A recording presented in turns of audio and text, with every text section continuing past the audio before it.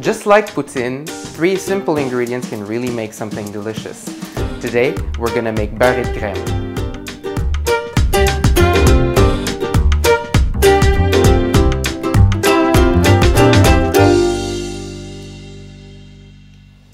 So you guys may be wondering, what the hell is beurre de crème? This dish is really ancient. It was brought back by French settlers in New France right away from the 17th century. It's just a slice of stale bread that's been dipped into heavy cream and then sprinkled with sucre du pays, which is maple sugar.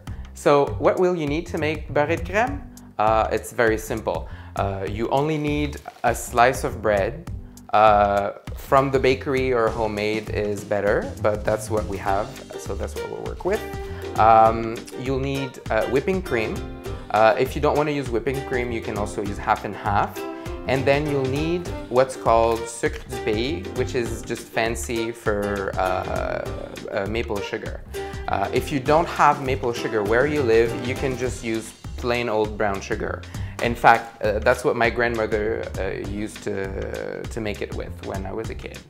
So we'll just go ahead and grab a slice of bread.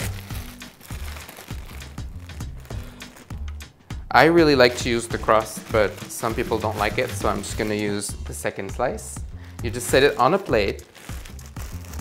Then once you have your slice of bread on the plate, just take your maple sugar and you'll just sprinkle anywhere between a teaspoon to a tablespoon, depending how sweet a tooth you have. So I'm just gonna go with about a teaspoon, and you sprinkle it as evenly as possible on the slice of bread.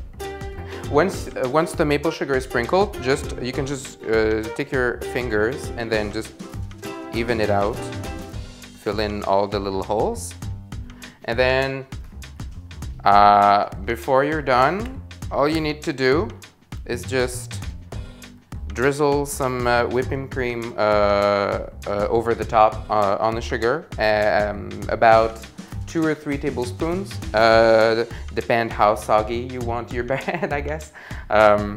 Or if your bread is actually stale, you can be more generous with the cream as well.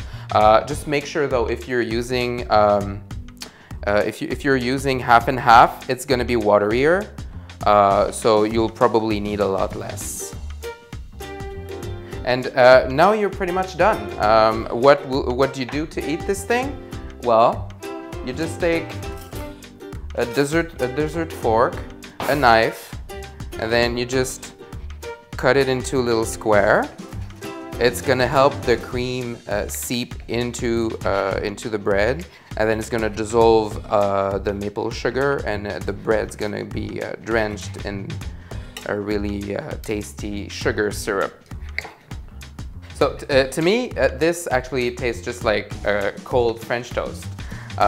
It's rich, it's caramelly because of the maple sugar, and then it's really moist because of all the cream that's seeped into the bread.